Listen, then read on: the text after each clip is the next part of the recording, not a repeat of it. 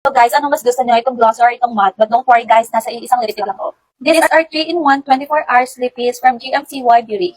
I guess you heard me right, this is not your ordinary lipstick. You can use in 3 ways. Pwede mo siyang gawing matte lipstick, lip gloss, and glossy liquid lipstick. And I'll show you how. First shade I'm trying is shade NR02 and ganito yung applicator niya.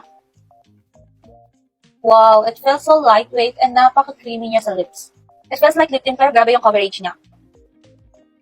Wow. Grabe, ang ganda ng pagkamat niya. It looks so blurry at as you can see, hindi nagka-crack ng lips ko. By the way guys, it claims everything proof, so let's try the test. So now, lalagyan na natin ng gloss at super excited ako dahil sobrang ganda nito. Wow. Look at that. Sobrang ganda niya, guys. Also, lagyan ko na rin yung taas para makita niyo. Ganda. So guys, sobrang ganda. Meron ka na lipstick, lip gloss, and lip base. 3-in-1 na siya. For the last touch, this is the shade NR02.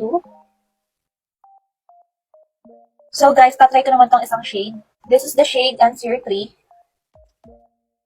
Wow.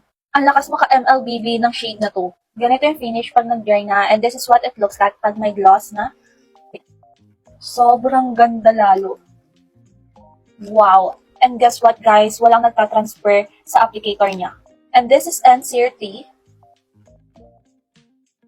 Guys, all proof din yung lippy na to. You can see, yung gloss ang nagtatransfer sa lipstick, hindi. Grabe, sobrang ganda talaga. So, ano pang hinihintay nyo? I-try nyo na yung ganitong lipstick. Makalink na dyan.